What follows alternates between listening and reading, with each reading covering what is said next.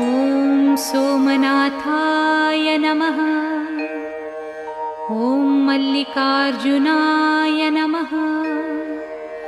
ॐ महाकालेश्वराय नमः। ॐ ओंकारेश्वराय नमः।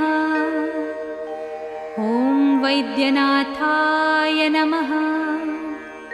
ॐ भीमशंकराय नमः। ॐ रामेश्वराय नमः। ॐ नागेश्वराय नमः। ॐ विश्वेश्वराय नमः।